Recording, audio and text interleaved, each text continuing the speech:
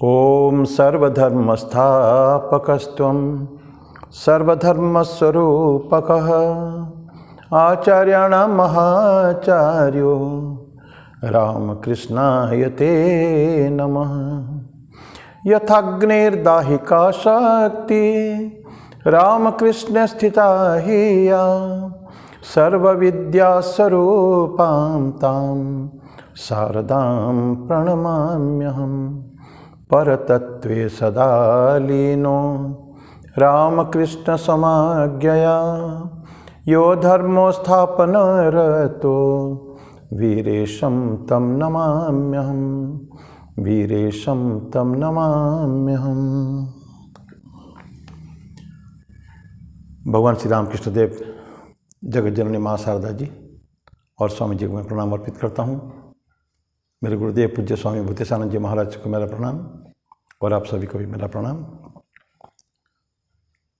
भगवद गीता का आज 10वां अध्याय का 9वां श्लोक से पढ़ेंगे हम लोग। 8 तक पढ़े थे पिछले बार।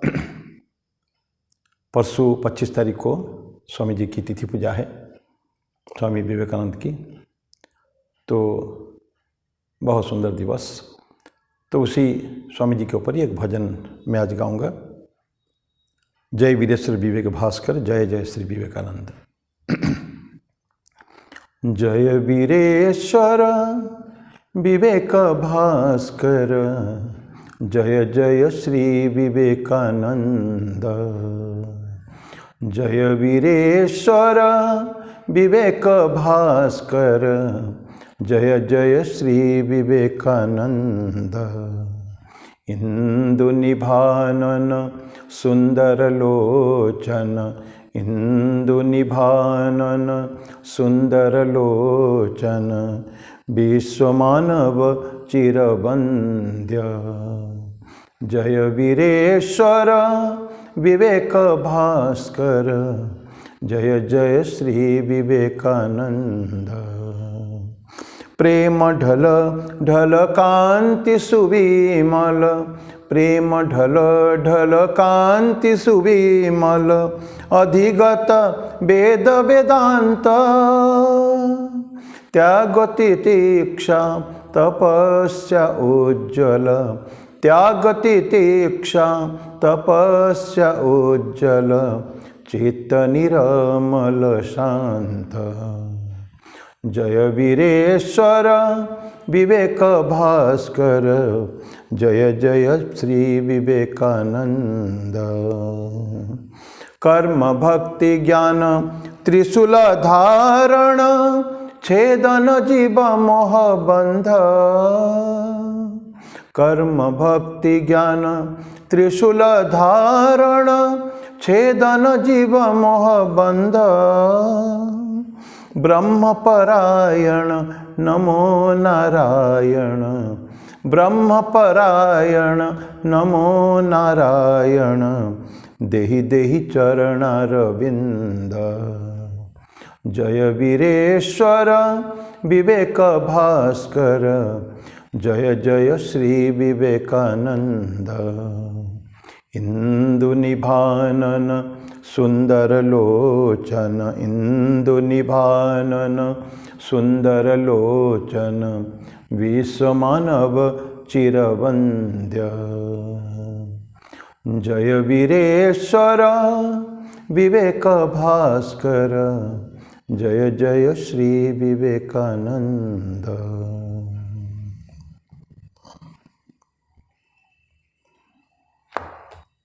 ये स्वामी रामकृष्ण मिशन की बहुत पुरातन सन्यासी स्वामी चंडिकानंद जी का लिखा हुआ था भजन। तो अभी भगवद गीता का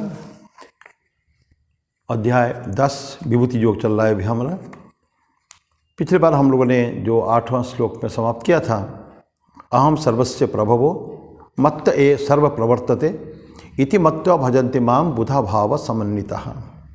मैं सबके सोर्स क्रिएटर में ही हूँ ना, सृष्टा में ही हूँ।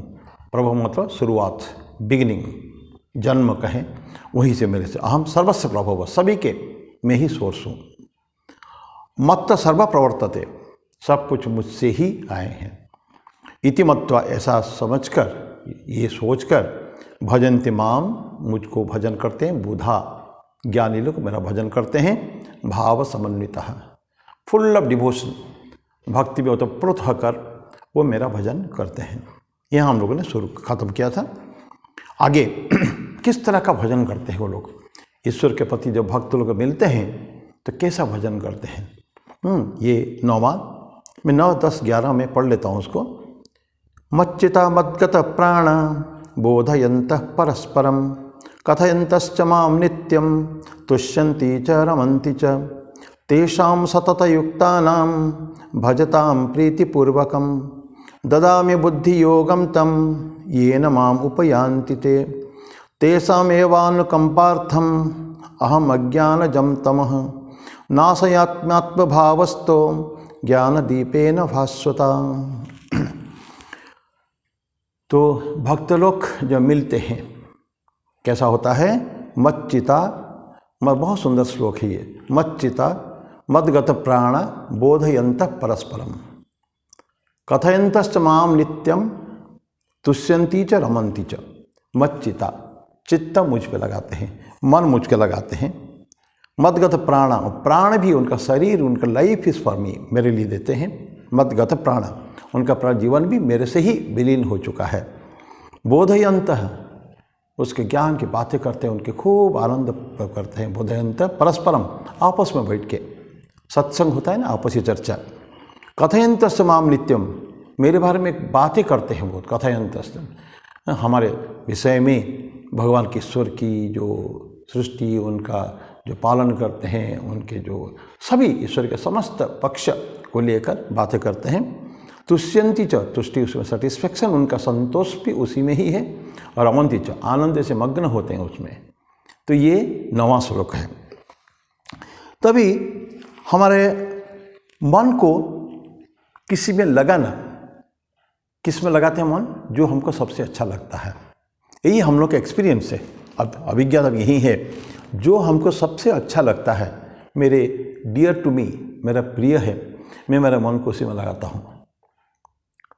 जो विषय के प्रति मन लगाते हैं, जो विषयासक्त जो है संसार में रहते हैं, उनका मन विषय में ही हमेशा लगा रहता है।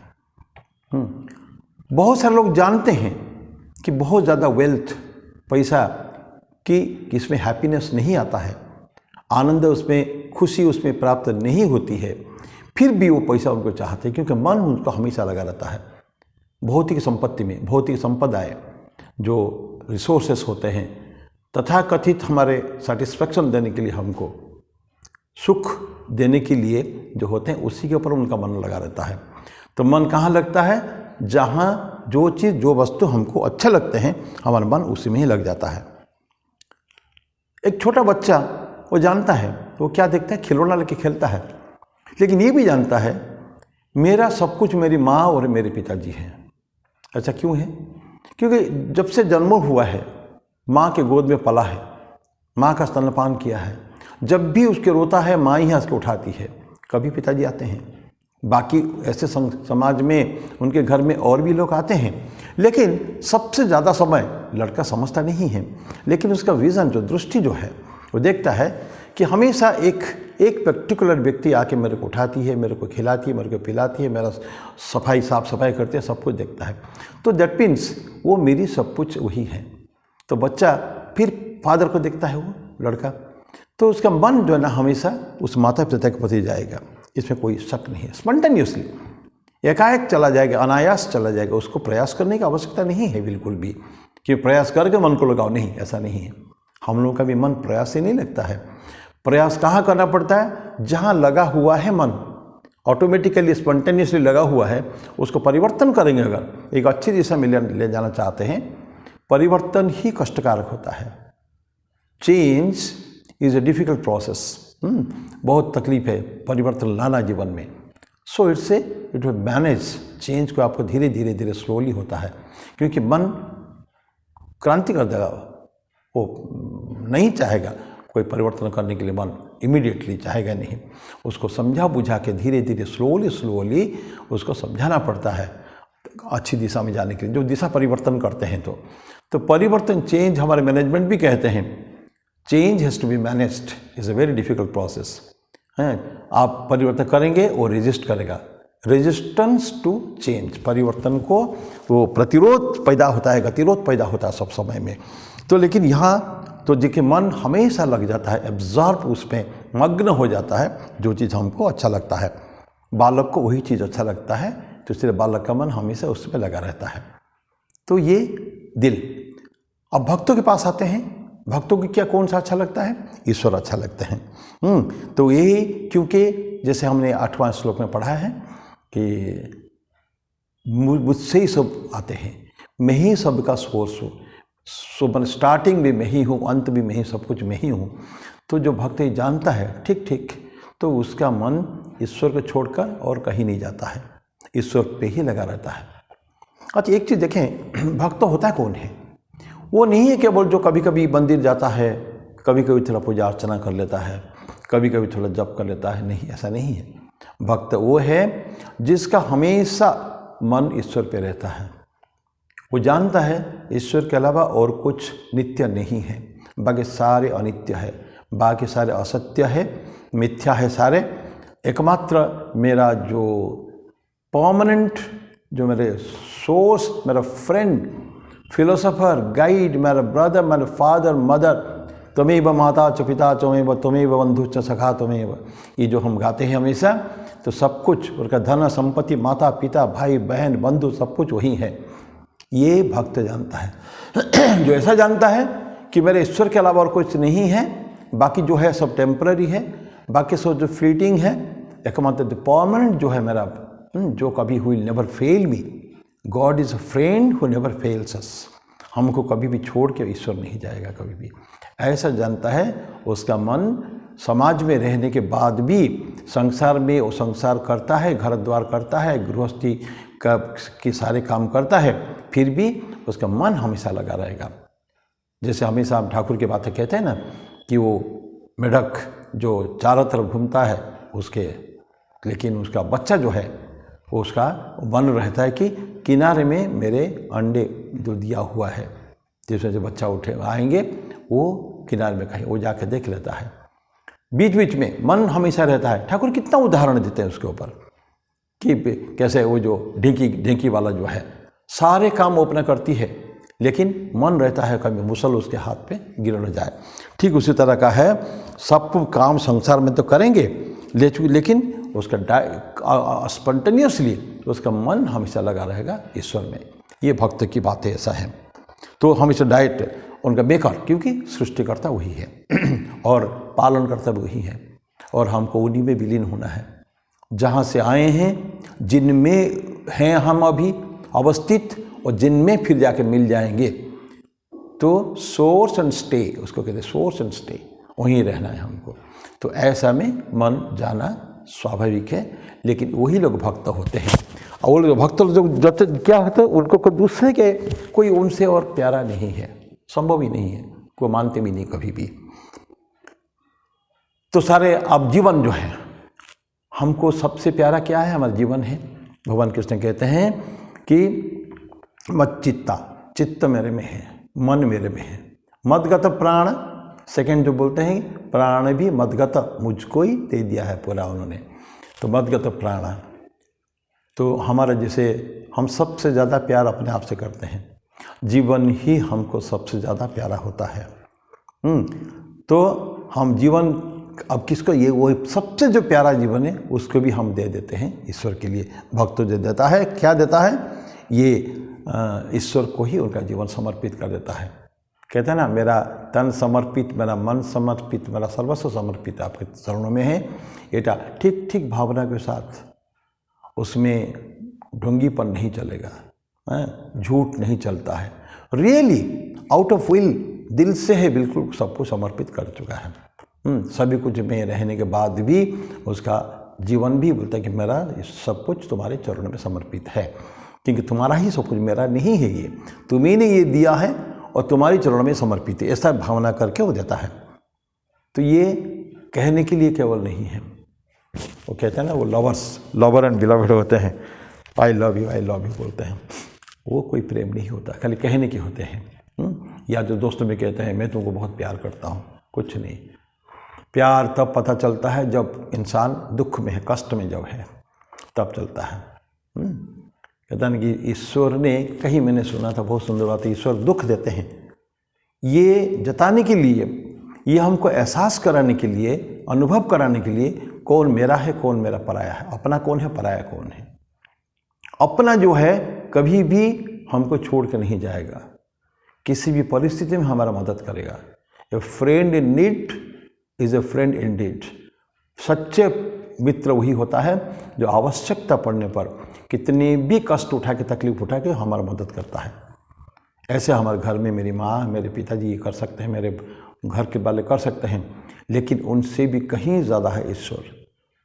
वो हमारे साथ साथ हमेशा है।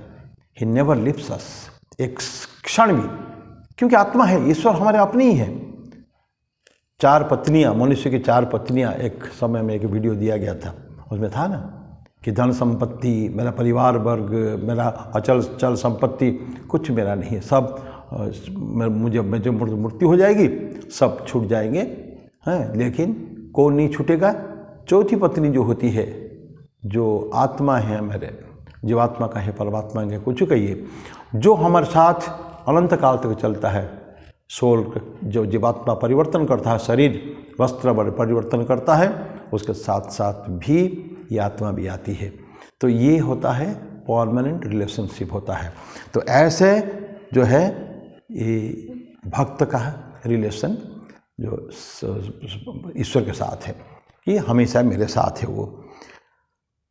फिर जो मिलते हैं वो लोग, क्या होता है, सभी भक्त एक जैसा टेम्परामेंट के, मानसिकता के नहीं होते हैं, लेकिन जो ईश्वर के बारे में मिलते हैं, सत्संग के लिए जो मिलते हैं, देखिए कभी कोई सुंदरकांड होता है, कभी भगवद गीता का पाठ, रामायण पाठ होता है, बड़े प्यार से आते हैं, या सत्संग होते हैं साप्ताहिक, मासिक, बड़े बड़े संस्थाओं में होते हैं।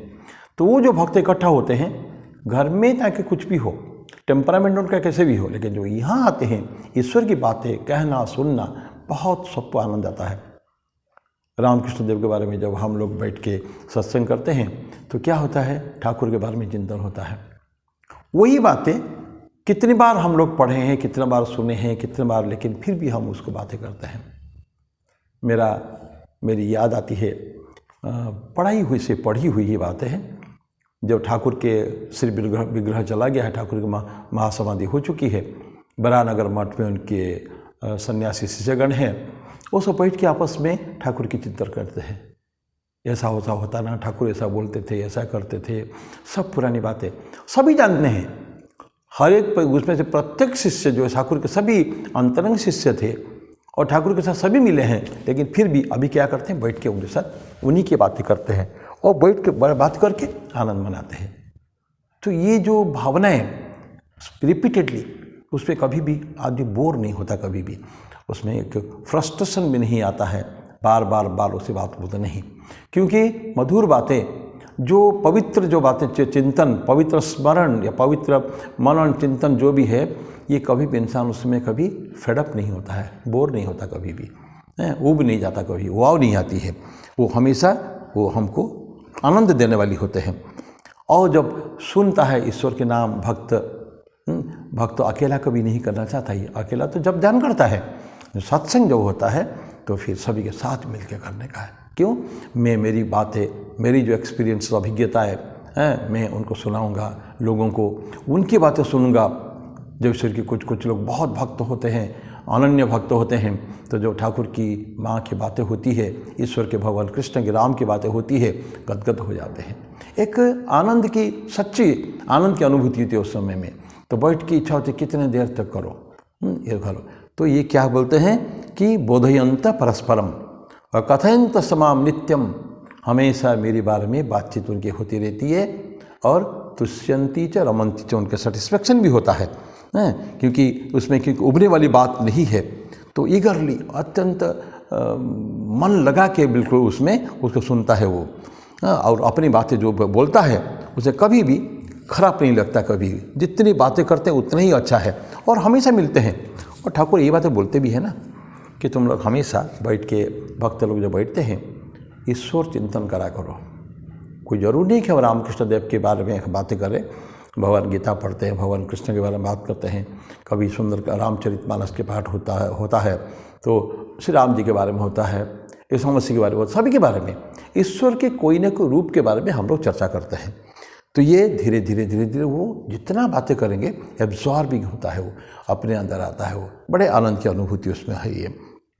तो ये तुष्यन्ति च और उसमें रमन्ति च, क्योंकि जो होली पवित्र जब चिंतन होते हैं, पवित्र वातावरण में जब ऐसी बातें होती है, ये आनंद की अनुभूति देती है, कभी भी हमेशा परम आनंद की प्राप्ति होती है। तो बोलते हैं तुष्यन्ति च रमन्ति च। तो ये ईश्वर का एक पुट, ईश्वर का एक टच हमारे अंदर होना चाहिए। रामकृष्ण देव एक बहुत सुंदर उदाहरण देते हैं कि फोटोग्राफी होती है ना ग्लास के ऊपर, ठाकुर बोलते कि जो ग्लास अगर ऐसे ही सामान्य ग्लास है उसके ऊपर फोटो नहीं आएगा, उसको अगर कोई रसायन जो केमिकल होता है उसको लगा देने से फोटोग्राफी उसके ऊपर ठीक होती है। तो ये जो केमिकल ठाकुर जाते हैं ना फोटो खिंचवाने के लिए गए थे, तो वो बोलते हैं कि फोटोग्राफी ऐसे ही होता है, साधारण कांच में नहीं होता है। तो यहाँ भी इस तरह का ठाकुर बोलते हैं, ठीक उसी तरह का जब डिवोशन का, भक्ति का केमिकल रसायन, भक्ति का रसायन जब हमारे पर लगता है तो ईश्वर का चिंतन, ईश्वर की बातें करना, ये सब बड़े आनंद आता है। तो ये श्लोक मच्चिता मद्गत प्राणा बोधयंत परस्परम कथयंत समाम नित्यम तुष्यन्ति च रमन्ति च।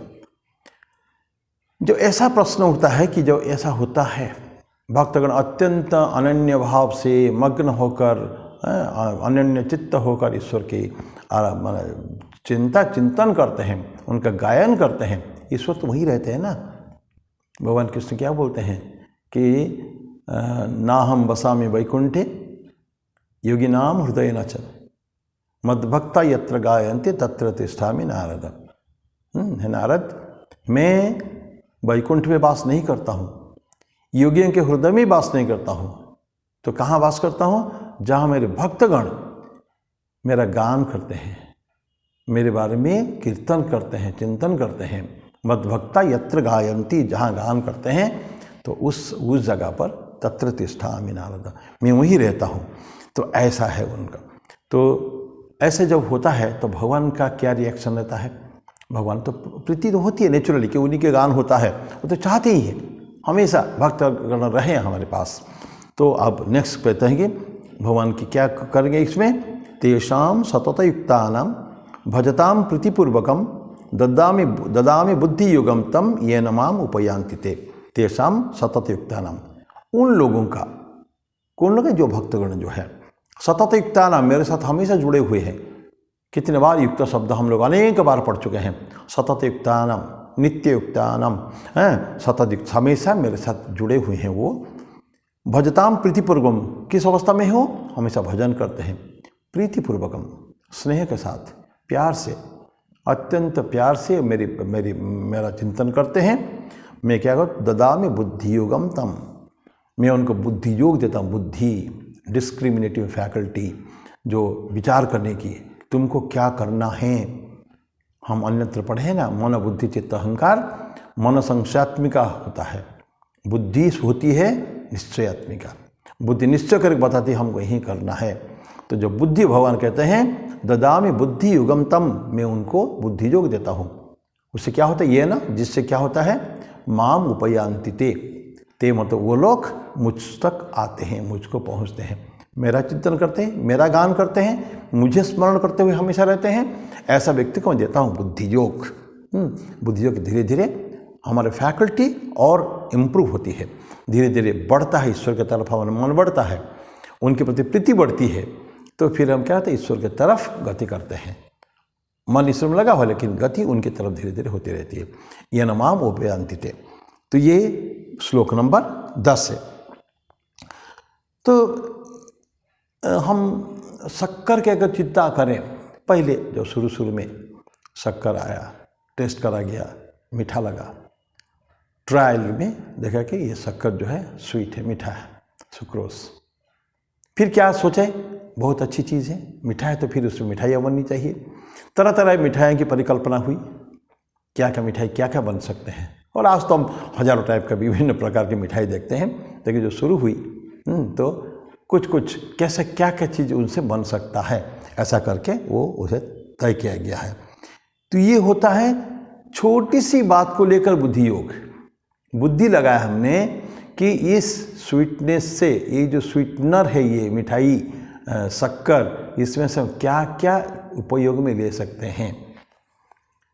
यही बुद्धि तो होती है। बुद्धि क्या निश्चयात्मिका, मेरे पास ये चीज़ें हैं, रिसोर्स है, इसको मैं कहाँ सबसे बेस्ट यूज़ कर सकता हूँ, ये बुद्धि है। एक छोटा सा उदाहरण लो, थोड़ा विषयांतर करके। 500 रुपया 1000 रुपया मेरे पास है, उसको मैं किस तरह का खर्च करूँ, ये मन संशयात्मिका है। मन के ऊपर ऑप्शन आएंगे, मैं 500 रुपया को खर्च कैसे करूँ, विभिन्न प्रकार के उपाय मन में आएंगे। मेरे टेम्परामेंट को लेकर ना, मेरी बुद्धि को लेकर, मेरा चिंतन शक्ति जो है, किस दिशा में मेरा मन चलता है, उसको लेते हुए मेरा मन बोलेगा मैं तो किताब खरीदूंगा, या जाके बढ़िया 5 स्टार होटल में बैठ के खा लूँगा। 5 स्टार में तो 500 में कुछ होता ही नहीं है, जाके खा लूँगा, या कुछ कपड़े खरीद लूँगा, या कहीं भी दान कर दूंगा जाके किसी वृद्धाश्रम में या मेंटल हॉस्पिटल में, या कंबल 5 तो बांट दूंगा। तो विभिन्न प्रकार के मन में आता है। ये सब ऑप्शंस होते हैं। संशयात्मिका बुद्धि कहेगी, अगर हम स्पिरिचुअली ओरिएंटेड है, अगर हमारे लोगों के प्रति हमारा प्रेम है, तो हम क्या कहेंगे, नहीं ठंडे दिन है, ये दिसंबर जनवरी का महीना है, चलो 2 कंबल खरीद के किसी गरीब को दे देते हैं। तो ये मैं आपको गुरु नानक की बात आप जानते हैं। गुरु नानक देव क्या बता 1600 समथिंग में, आज से 500 साल पहले, 1485 में, 1469 में गुरु नानक देव का जन्म है। 16 साल की उम्र में पिताजी ने उनको 20 रुपीज़ दिया, 20 रुपया, उस समय के 20 रुपया, आज से 550 साल पहले। जाओ कुछ धंधा करो, सच्चा सौदा करो। गुरु नानक ने क्या किया, वो पैसा को लेकर गांव की अंत में छोर में, एक छोर में साधुओं का बहुत बड़ी टोली थी, उन सबको जाके भंडारा कर दिया। सबको सारे राशन खरीद के, सामान खरीद कर उनको सब दे दिया, लुटा दिया 20 रुपया। बहुत मार खाए पिताजी से बाद में जाके। लेकिन उनकी बुद्धि, उनके जो बुद्धि योग, उन्होंने क्या सोचा, सौदा करने से, बिजनेस करने से ज़्यादा जो लाभ है, स्पिरिचुअल जो बेनिफिट है, वो है इस तरह का लोगों को खिलाना पिलाना। ये बुद्धि योग सबके मन में नहीं आता। तो ये होता है बुद्धि योग। क्या छोटी छोटी बातों की बुद्धि योग है ये। तो जो जिसको चाहेगा उस हिसाब से करेगा। लेकिन साधक को क्या होता है, साधक क्योंकि ईश्वर के प्रति चिंतन करता है ना, तो उसका मन होगा कि थोड़ा सा, अभी तो मैं ईश्वर को थोड़ा चिंतन करता हूँ, थोड़ा और करूँ, क्योंकि उसका बुद्धि कहेगी समय तुम्हारे पास इतना है, समय लिमिटेड है, तुमको संसार का काम भी, गृहस्थी का काम भी करना है, ये तुम्हारे पास बचा हुआ समय है, सुबह 2 घंटा, शाम को है तो 1 घंटा 1.5 घंटा, या सुबह को ज़्यादा समय हो, जो भी टाइम हमारे हाथ में है, तो मन बुद्धि हमारे क्या कहेगी, उसको लगाओ किसमें, अच्छे काम में।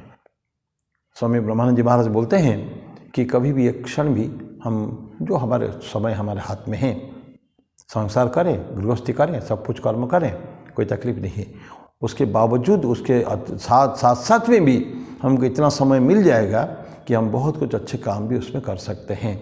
लगाएं, कैसे लगाएं, ये हमारे पर है। तो बुद्धि हमको कहेगा कि धीरे धीरे हम ऐसा प्रैक्टिस, अभ्यास करते जाए, परसिस्टेंटली, धीरे धीरे, स्लोली ना, ये एकदम एक रात एक दिन में नहीं बढ़ेगा। वन फाइन मॉर्निंग हम देखेंगे हमने बिल्कुल डिवोशन आ गया, नहीं, भक्ति ऐसा नहीं आती है, स्लोली स्लोली आती है। तो बुद्धि योग के आधार लेकर भगवान कृष्ण कहते हैं ददामि बुद्धि योगम तम, मैं उनको बुद्धि योग देता हूँ। तो वो क्या करते हैं, धीरे धीरे उसे वो बढ़ते हैं, भगवान ईश्वर की तरफ बढ़ते हैं वो। तो ये होता है, ये बुद्धि योग का काम है वो, कि वो जानते हैं भक्त मेरे लिए जो फ़ायदामंद है, मेरे जो लाभकारी है, ये कोई समाज में समय गंवाना नहीं है, बाकी फालतू बात में मेरे को यही काम करना है। तो चाहता कि मोर एंड मोर, तो सब्लिमिटी, ईश्वर का जो सबलाइम मैसेज, जो अनंत, जो इतना अत्यंत कल्याणकारी जो है मैसेज, जो है सभी के लिए, चाहता है कि वो जानूँ मैं थोड़ा। तो समय लगा कि थोड़ा और ज़्यादा, स्टिल मोर, धीरे धीरे वो बढ़ता जाएगा, नेचुरली बढ़ता जाएगा। जहाँ मन हमारे पहले पढ़े थे ना, मन और प्राण जहाँ दे दिए हैं, वो धीरे धीरे मन उसी में रम जाएगा और कहीं जाएगा ही नहीं कभी भी। ये मक्खी जैसा ठाकुर, मधुमक्खी जैसा है ठाकुर की भाषा में, मक्खी नहीं है। तो मधुमक्खी सिर्फ वहीं बैठेगी जाके जहाँ फूल है, जहाँ शहद है, फूल के अंदर मधु है, वहीं जाकर बैठेगा। तो ऐसा धीरे धीरे वो टर्न हो जाएगा ठाकुर की तरफ, माने ईश्वर की तरफ हो जाएगा। तो ये बढ़ता है ना, धीरे धीरे बढ़ता है। ठाकुर एक बहुत सुंदर उदाहरण जिसमें देते हैं रामकृष्ण देव। एक अनंत आकाश को हम देख रहे हैं, आलोक चारों तरफ, हम एक अंधकार में है, एक छोटा कमरे में है, कमरे में अंधकार, कमरे में है, एक लाइट, एक रे आ रहा है उसमें से, बड़ा अच्छा लगता है, लाइट के छोटा सा रोशनी किरण। उसको थोड़ा थोड़ा बड़ा करेंगे, या हम ऐसे रूप में है जहाँ हम कुछ छेद को थोड़ा बड़ा कर सकते हैं, तो प्रकाश के और ज़्यादा प्रकाश हमारे पास आएगा। तो हमारी बुद्धि कहेगी इसको धीरे धीरे बड़ा करें। अगर प्रकाश हमको ज़्यादा चाहिए तो ये जो छेद जो है, छिद्र जो है, छिद्र को धीरे बड़ा करें, बड़ा करके बहुत देखें। और वही जो व्यक्ति बाहर है, ब्रॉड डे लाइट में खड़ा है, सूरज के नीचे खड़ा है, उसको क्या, उसका जो कंसेप्शन आलोक के बारे में, दिन के दिवा के बारे में एक अलग है, और अंधकार में रहने वाला अलग है। बहुत पहले कभी हमने कविता, शायद टैगोर की मेरे ख्याल में कविता होगी, कैसे एक पूरा परिवार अंधकार में, खान के अंदर कोई अंधकार में रहते हैं हमेशा, बहुत दिन रहने के बाद सडनली वो बाहर आते हैं, आके देखते हैं चारों तरफ सरसों का खेत है और सुंदर सुंदर फूल, सूर्य किरण, एकदम प्रखर सूर्य किरण है, और they are dancing in joy, आनंद के साथ। कैसे? अभी तक देखा ही नहीं था वो ना, लाइट के बारे में कोई कंसेप्ट उनका था ही नहीं, उनके जीवन में अंधकार देखा है उन्होंने केवल। तो आके बाहर आके स्टार्ट डांसिंग। तो ये ठाकुर बोलते हैं कि धीरे धीरे धीरे जो हम बढ़ाएंगे एपर्चर को, छोटा छिद्र में कम लाइट आता था, धीरे धीरे बढ़ाएंगे तो आगे और बढ़ता जाएगा। तो ठीक उस तरह का भगवान जो है, भक्त भी जो है देखेगा ईश्वर के जो थोड़ा थोड़ा डिवोशन भक्ति से उसको जीवन में क्या लाभ होता है, धीरे धीरे बढ़ाता जाएगा, वेरी स्लोली बढ़ाता जाएगा, और देखेगा हम जीवन में परमानंद की प्राप्ति होती है। तो ये श्लोक नंबर, वो क्या करता जाता है ना, ईश्वर की तरफ बढ़ता है। ये न माम उपयांति ते, ये श्लोक नंबर 10। 11वां श्लोक में भगवान कहते हैं, तेषाम एवानुकंपार्थम अहम अज्ञानजम तमः नाशयामि आत्मभावस्तु ज्ञानदीपेन भास्वता। तेषाम एव अनुकंपार्थम, मैं उन लोगों की, इन्हीं लोगों की जिनके बारे में अभी बोले हैं, तेषाम अनुकंपा, उनके ऊपर अनुकंपा करके, कृपा करके, कंपासन, करुणा करके, दया करके, अनुकंपार्थम अहम अज्ञानजम तमः, तमो तो अंधकार, कभी जिसके मन में अभी तक आलोकपात नहीं हुआ है, या अभी भी पार्टली घन घन अंधकार में जो है, ऐसा ठाकुर बोलता है कि तमह, अज्ञान। वो तम कहाँ से आया? अंधकार, अज्ञान, जब तो अज्ञान का अंधकार। हम अंधकार में नहीं हैं, हम तो ब्रॉड डे लाइट में घूम रहे हैं, लेकिन अंदर अंधकार है, अज्ञान जनित, ज्ञानालोक, ज्ञान के आलोक से सब कुछ उद्भासित होता है। तो जब अज्ञान होता है अंदर में तो अंधकार है। और अज्ञान, ज्ञान क्या है? पहले बोले हुए हम लोग, कभी चर्चा, बहुत पहले चर्चा हुई है कि ईश्वर ही सब कुछ है, वो हमारे कल्याणकारी है, हमारे लिए आए हैं, इसी पर विश्वास हम रखें, और हम और ईश्वर अलग नहीं हैं, ये सबसे बड़ा ज्ञान है। एखाने एखाने ज्ञान, सेखाने सेखाने अज्ञान, ठाकुर बोलते थे। यहाँ जो कुछ है सब यही है, ईश्वर भी यही है, सारे आनंद, सारे जो कुछ है सब यही है। तो ये भावना मन में आना चाहिए। तो ये अज्ञान के कारण हम ईश्वर को अलग मानते थे, अभी तक हम अलग है, ईश्वर अलग है। मेरे भाई लोग जो है ईश्वर के जितने संतानें हैं, जो ये भी सब अलग है और मैं अलग हूँ, ये भावना जब तक मन में है तब तक हम कभी भी कुछ कर नहीं सकते हैं। तो अंधकार ही, उसको अंधकार कहा जाता है वेदांत के भाषा में, उसको अंधकार, तमः।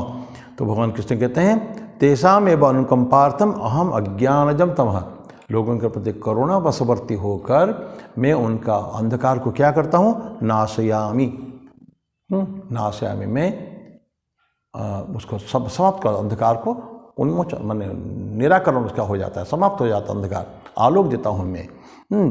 आत्मभावस्थो, उनके अंदर रहकर, आई रिजाइड इन देम, भगवान कृष्ण बोलते हैं उनके हृदय को मैं हृदय में रहता हूँ। ईश्वर सभी के हृदय में रहते हैं। भगवान कृष्ण कहते हैं गीता में ना, ईश्वरः सर्वभूतानां हृदय से अर्जुन तिष्ठति। भ्रामयन सर्वभूतानि यंत्रारूढ़ानि मायया। बोलते हैं कि ईश्वर के अंदर, ईश्वर की मनुष्य के हृदय में ईश्वर सर्वभूतानां, सारे प्राणियों की हृदय से, अर्जुन भगवान तिष्ठति, ईश्वर तिष्ठति, और सबको घुमा रहा है, अंदर है कि घुमा रहा है। यंत्रारूढ़ानि, जैसे यंत्र हमारे कि उनके हाथ में उसको घुमाते हैं, उनकी अपने माया से घुमाते हैं। यहाँ बोलते हैं नाशयामि आत्मभावस्थो ज्ञान दीपेन भास्वता। ज्ञान दीप के द्वारा मैं ये करता हूँ, जलाता हूँ। तुम क्या जलाता हूँ? भास्वता, ब्रिलियंट लाइट। कैसा लाइट है वो? एकदम उज्जवल, जाज्वल्यमान जब वो है, ऐसा मैं लाइट अंदर, उनके अंदर आलोक जलाता हूँ मैं, ज्ञान दीप। तो ये बड़ा सुंदर भावना है ज्ञान का दीप जलाने का। हमको भगवान कृष्ण रहते हैं, ये उनका करुणा है, पहले बोल दिए हैं, मैं बताया हूँ। भगवान कृष्ण मैंने ईश्वर हमारे हृदय रहते हैं, ऐसा उन्होंने डिक्लेयर किया। ये उनका करुणा के कारण है, अन्यथा बाहर रह सकते हैं नहीं। मेरा भक्त है, मेरे को उसके अंदर, क्योंकि हृदय कमल पर ईश्वर विराजमान है। हम लोग खाली पढ़ते हैं, उसको कोशिश करते हैं, जप करते समय, ध्यान करते समय ईश्वर की भावनाओं को मन में लेने के लिए ना। तो ये उनके करुणा है। और क्या अच्छा है क्या बुरा, ये हमको समझना पड़ेगा। तो जैसे हम अगर भावनाएं अगर मन में हो गई, ईश्वर हमारे हृदय में हैं, धीरे धीरे हम वो जानना चाहेंगे जो अच्छा है। कोई भी फिर हम बुराई की तरफ जाएंगे कभी भी नहीं जाएंगे। तो ये भगवान कृष्ण वो क्या करते हैं, हमारे अंदर जो अज्ञानतम था उसको ज्ञान का दीप जला देते हैं। वो ज्ञान का प्रदीप जलाते हैं, और जो ज्ञान का प्रदीप है उसके सारे कंपोनेंट्स, चीज़ें बहुत सुंदर है, डिवाइन, सब दिव्य बातें सब उसमें हैं। थोड़ी सी आज चर्चा करेंगे, उसके थोड़ा डिटेल में बाद में चर्चा करेंगे।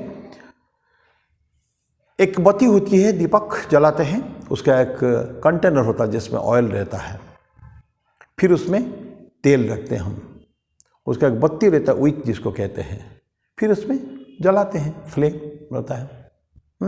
तो ये भक्त लोग कहते हैं, जो टीकाकार होते हैं इसके ऊपर, जो टीका किए हैं इस श्लोक के ऊपर, वो बोलते हैं डिस्क्रिमिनेशन, जो हमारे विवेक, ये होता है कंटेनर, ऑयल का कंटेनर। जहाँ त्याग है, जब क्योंकि ज्ञान का दीप जो जलेगा वहाँ बुरी चीज़ कभी रह नहीं पाएगी, अज्ञान नाश हो जाएगा ऑटोमेटिकल ज्ञान दीप जलने के बाद।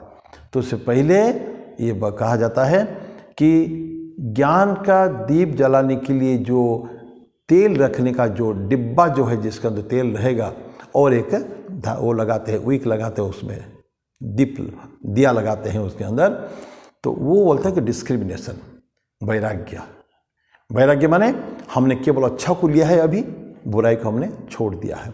जब तक बुराई को नहीं छोड़ेंगे ज्ञान का दीपक नहीं जल सकता है। कंफ्यूजन का मामला है। तो बोलते हैं कि डिस्क्रिमिनेशन जो है ये आपका ऑयल का कंटेनर है। और तेल क्या है? तेल होता है हम जो भक्ति ईश्वर को करते हैं, भक्ति से संतोष की प्राप्त होता है। जहाँ भक्ति हुई, जहाँ ईश्वर का नाम अभी पढ़े हम लोगों ने, तुष्यंती च रमंती च, तुष्यंती संतोष, उसके ज़्यादा संतोष नहीं। खाना पीना न मिला चलता है, कोई भोग वस्तु नहीं है तो भी चलता है, कुछ नहीं चाहिए उसके बाद। भक्तों को जस्ट सिंपल ईश्वर का नाम और शरीर धारण के लिए जो मिनिमम मिनिमम नेसेसिटीज उतना ही उसको चाहिए, उसके अलावा कुछ उसको चाहिए नहीं। तो ये उसे संतोष आता है, भक्ति से जो संतोष प्राप्त होता है, और संतोष बोलते हैं उसका तेल है। और विक क्या है? प्रज्ञा। जो प्रज्ञा कहाँ से आती है? जो ब्रह्मचर्य से और आध्यात्मिक प्रैक्टिस से जो आता है, वो आता है उसका ज्ञान। धीरे धीरे ज्ञान का उदय होता है, अज्ञान का नाश होता है और ज्ञान का उदय होता है। डिस्क्रिमिनेशन के बाद ही आता है प्रज्ञा।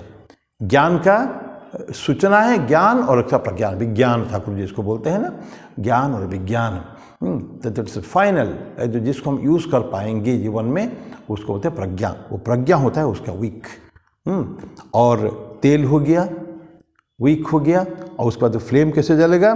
तो फ्लेम होगा तो माइंड जो ये मन जो उससे कभी कभी फ्लेम जो जलता है ना, वो हो सकता है कि इधर उधर माने हट जा, पर हिलता है ना, जो पवन से हिलता है। लेकिन जो राग द्वेष रहित मन जो है वो एक उसका विंड स्क्रीन है, ताकि फ्लेम जलने के बाद जब आग लगाते हैं, विक में तेल है, तेल का कंटेनर है, विक है, उसके बाद माचिस लगाएंगे, वो माचिस को जो हवा में न चले गए, न बुझ जाए, ऐसी जो अवस्था होती है, उस अवस्था से रोकने के लिए हम चारों तरफ से कांच लगाते हैं, विंड स्क्रीन लगाते हैं। और ये बोलते हैं कि मन ही ऐसा विंड स्क्रीन है, मन ही विंड स्क्रीन है जो इस हवा से हमको बचाएगा। और हो सकता है कि वो फ्लेम जो है ये अपवित्र वायु के स्पर्श में बुझ सकता है, लेकिन बोलता है कि जो ध्यान करके मेडिटेशन से जो प्योर एयर आएगा, उससे ऑक्सीजन, जिसको कहते हैं ना, ऑक्सीजन होना चाहिए ना, कार्बन डाइऑक्साइड नहीं होनी चाहिए, तो प्योर ऑक्सीजन, प्योर एयर उसको फीड करता है फ्लेम को, और हवा से जो बुझ जाने से रोकता है क्या, हमारे कंटेनर। और इसका फ्लेम क्या है, ये अनब्रोकन कॉन्शसनेस, ईश्वर के बारे में हमेशा भावना रहेगी, कॉन्शसनेस, चेतना, अनंत चेतना, परमानेंट चेतना, अनब्रोकन, वो कभी टूटना नहीं चाहिए, वो चेतन शक्ति, जड़ शक्ति अंदर नहीं आनी चाहिए। तो जो चैतन्य शक्ति जो है, जो आया सारे भक्ति से, मेडिटेशन से, ईश्वर की आराधना से जो आते हैं, वो होता है अनब्रोकन कॉन्शसनेस अबाउट गॉड, वही एक्चुअली फ्लेम। हमको ऐसे ही फ्लेम चाहिए। तो ऑयल का कंटेनर, ऑयल उसका विक, और इसका फ्लेम अंतिम में चाहते क्या, फ्लेम एक बार जल गया, ज्ञान का दीपक जल गया, आग लग गया, तो वो क्या होता है, यही होता है कॉन्शसनेस। ईश्वर यही चाहते हैं, ईश्वर यही बोलते ज्ञान दीपे न भास्वता, ऐसा उज्ज्वल आलोक के द्वारा मैं उसमें अंधकार को नाश करता हूँ, ऐसा ईश्वर के ये प्रॉमिस है। तो इसी के साथ थोड़ी सी इसके ऊपर और हम चर्चा कर सकते हैं अगले बार 11वां श्लोक के ऊपर। मैं ही समाप्त करता हूँ आज, तो अगले बार फिर 12वां श्लोक से शुरू करेंगे। अर्जुन उवाच, अभी तक भगवान ही बोलते थे, अभी अर्जुन का अपना कंसेप्शन भगवान के बारे में क्या है, वो क्या सोचता है ईश्वर के बारे में, क्योंकि विभूति योग पर बाद में 19वां श्लोक से भगवान कृष्ण कहेंगे अपनी विभूति के बारे में क्या है वो, ऑल द एक्सेलेंट थिंग्स, जितना सबसे अच्छे हो सकते हैं वो भगवान का स्वरूप है, वो ईश्वर उनका स्वरूप है वो। तो ये हम बाद में सुनेंगे, लेकिन फिलहाल अगले बार हम लोग सुनेंगे अर्जुन के भगवान के बारे में क्या विचार है। तो मैं उसके साथ आज यहीं समाप्त करता हूँ, तब तक के लिए विदाई। ओम शांति शांति शांति, हरि ओम तत्सत। श्री राम कृष्णार्पणमस्तु।